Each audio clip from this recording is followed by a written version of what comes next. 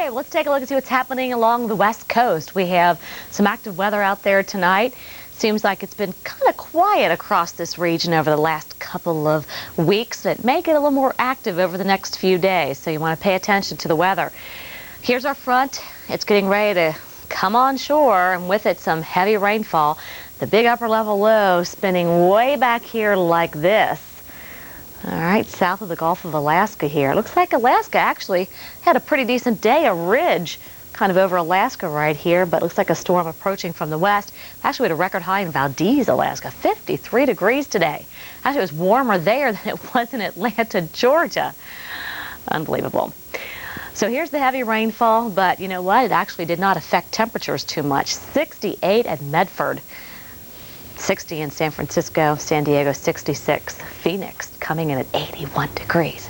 Beautiful, beautiful, beautiful. Currently the temps looking like this in the Pacific Northwest, 52 in Seattle.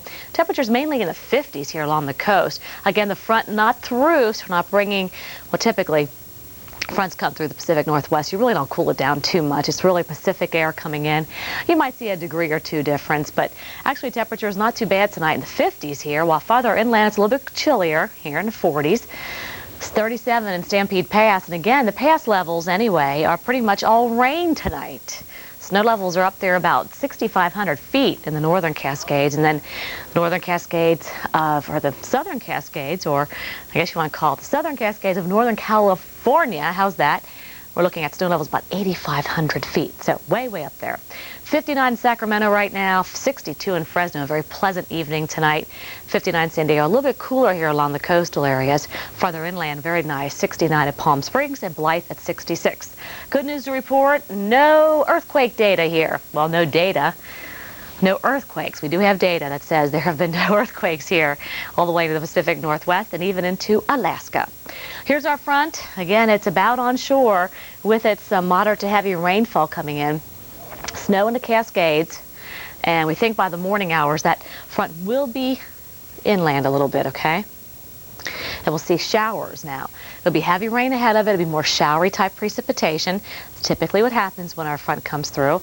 And you notice our warm front here. What's going to happen here? Well, look, we get a low developing on it. So that's going to mean maybe some more heavy rain for Northern California Saturday afternoon. And the showers kind of diminishing here in the Pacific Northwest for you in Seattle and Portland.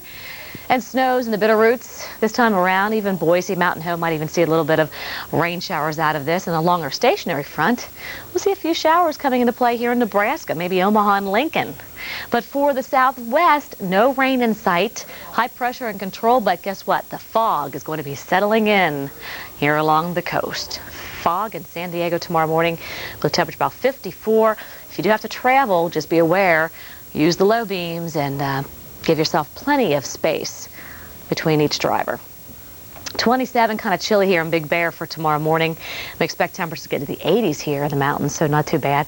And 70s, not bad at all. Some of that fog will give way to some haze in the afternoon. So visibilities, they won't be the greatest, but it'll be very nice and warm here. That's where we see the showers coming in to Ukiah, Monterey. Might see a little bit of drizzle out there. San Francisco in the afternoon, it looks like this time around for you, and Tahoe Valley looking at a few showers. The whole Pacific Northwest can pretty much count on some type of rain out there tomorrow afternoon. Kind of a washout if you have outdoor plans. Here it is, even rain coming in into Nevada tonight. High pressure over the Four Corners, beautiful day here. Radar showing some of the heavier rains coming into Portland and Seattle. We've already had reports of up to over an inch of rainfall here along the coastal areas. Look at Eureka, some heavy rain here. Mount Shasta, rain, again, snow levels about 8,500 feet here. That means pretty much most of the passes will be open, they'll be rainy. And Highway 101 for sure will be wet tonight and tomorrow morning. Here's the forecast for your snow. A little snow out there tonight, very little here into the Bitterroots. We're getting to that time of the year. Snow levels should start to come up here. We have gale warnings out tonight. So if you have some fishing interest or small crafts you want to take out tomorrow morning, know the waters are going to be pretty choppy out there with winds gusting maybe 20 up to 40 miles per hour here along the coast. Kind of cool tonight. Well, not in the west, but in the northern plains it'll be chilly tomorrow morning. Production assistance for Inside Edition provided by Next time you need a heartburn medicine, choose the Relations will be anywhere from a dusting up to 2 inches. Temperatures will hover around the low 30s. It should turn back into rain tomorrow morning, and nothing will stay on the ground for long as the temperature gets into the low 40s. And of course, we'll have the rest of the exclusive AccuWeather forecast for you in just a few minutes. Earlier in the day, the Delaware Valley was faced with rain and high winds. The action cam was in Ocean City this afternoon, where the weather combined with the tide to cause minor flooding. Down in Sea Isle City, flooding was also a problem. The surf washed out makeshift dunes along the beach. Sea Isle shoreline is still recovering from that string of nor'easters that hit over the winter. And in Camden, one of the regular trouble spots was underwater again. This is the Admiral Wilson Boulevard this afternoon. Of course, roads are still wet tonight, and with the temperature approaching freezing, you should take extra care if you are driving. Down south, the toll from yesterday's sudden tornadoes is simply staggering. Around Gainesville, Georgia alone, 11 people are dead, dozens more are hurt, 41 houses are destroyed, as are 29 mobile homes, and it's all from just one tornado. Emergency management officials toured the tattered town today, and they say it wasn't just the power of the twister, but its sudden appearance that made it deadly. There was no way to give a warning on this storm. This storm was not picked up on radar until the tornado was on the ground and the damage was already done. There was no way for anybody from the National Weather Service to the local agencies to have given anybody any warning on this storm. Say they've never seen anything like this storm before and hope they never do again. And the sentiments are similar tonight in Stoneville, North Carolina. That same weather system spawned a tornado here.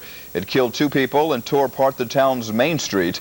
Officials here say every building on the street received some kind of damage. They say 80% of the structures in the entire town were hurt by the twister, and that they think that most of them will never be repaired. All right, here now is the latest on the talks between SEPTA and the Transport Workers Union. Any progress in the negotiations is coming in very small steps. And tonight there is the possibility that buses might not be running for the Monday morning rush. Let's get all the details now from Action News reporter Matt O'Donnell, who is live at the Franklin Plaza Hotel in Center City. Matt. Well, that's right, Rick. The union tells us that there will not be a strike tonight. There won't be a strike tomorrow, but it said it would not make any predictions about Monday morning. We can also tell you that the union and SEPTA held news conferences here in the media